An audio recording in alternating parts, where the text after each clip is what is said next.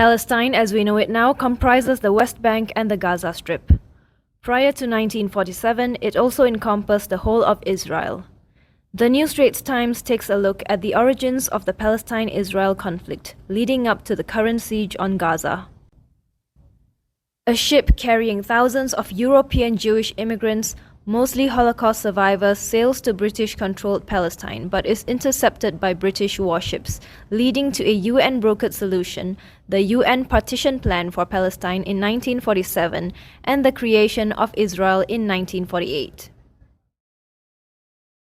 The British Mandate ends in Palestine and Israel declares its independence on May 14, 1948. Arab states including Egypt, Jordan, Syria and Iraq invade Israel, marking the start of the First Arab-Israeli War. Armistice agreements are signed, establishing temporary borders between Israel and its neighboring Arab states. Jordan occupies the West Bank and Egypt controls the Gaza Strip. On June 5, 1967, the Six-Day War breaks out, resulting in Israel capturing the West Bank, East Jerusalem, the Gaza Strip, the Golan Heights, and the Sinai Peninsula. UN Security Council passes Resolution 242 calling for Israeli withdrawal from occupied territories in exchange for peace. Egypt becomes the first Arab nation to formally recognize Israel by signing the Egypt-Israel Peace Treaty facilitated by the United States. An Israeli army truck collides with a Palestinian vehicle in the Gaza Strip, resulting in the deaths of 4 Palestinians. This incident serves as a catalyst for the First Intifada. The First Intifada, a Palestinian uprising marked by civil disobedience, protest and acts of violence against Israeli forces, gains momentum. The Oslo Accords are signed, providing a framework for peace negotiations between Israel and the Palestinian Liberation Organization. Israel and the PLO signed the Cairo Agreement, outlining the withdrawal of Israeli forces from Gaza and Jericho.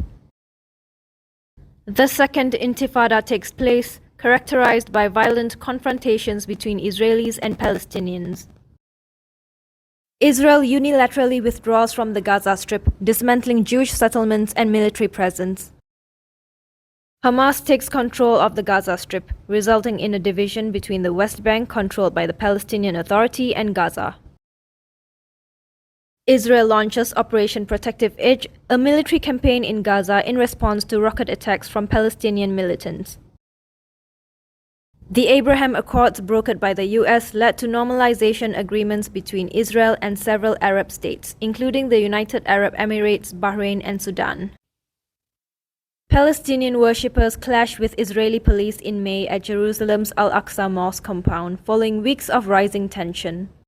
After demanding Israeli forces withdraw from the compound, Hamas launches rockets into Israel, leading to an 11-day conflict, resulting in more than 200 casualties. Israel conducts airstrikes in Gaza, killing a senior member of the Islamic Jihad group. This prompts retaliatory rocket fire from Gaza, resulting in the deaths of at least 40 Palestinians over 3 days of fighting. Israeli forces kill 9 Palestinian Islamic Jihad gunmen and civilians during a raid in a volatile town in the occupied West Bank. In response, Palestinian militants fire 2 rockets, provoking Israeli retaliation. Hamas military wing Al-Qassam Brigades carries out a complex attack targeting Israeli settlements near Gaza. In response, the Israel Defense Force launches Operation Iron Swords against Hamas groups. Israeli airstrikes kill about 500 people at a hospital in the Palestinian enclave, but Israel said a Palestinian barrage had caused the blast. The death toll was by far the highest of any single incident. US President Joe Biden delivers full US backing for Israel in person on a solidarity visit in which he blamed Islamist militants for a deadly rocket strike on the Gaza hospital and announced the resumption of urgent aid to the besieged Palestinian enclave. The US vetoes a UN Security Council resolution for a humanitarian pause in the Israel-Palestine conflict because the resolution didn't acknowledge Israel's right to self-defense.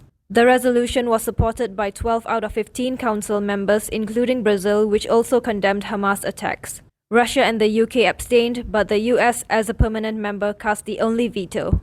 The UNSC again fails to take action on the Israel-Hamas war, with Russia and China vetoing a US-led draft resolution and attacks led by Moscow drawing insufficient support.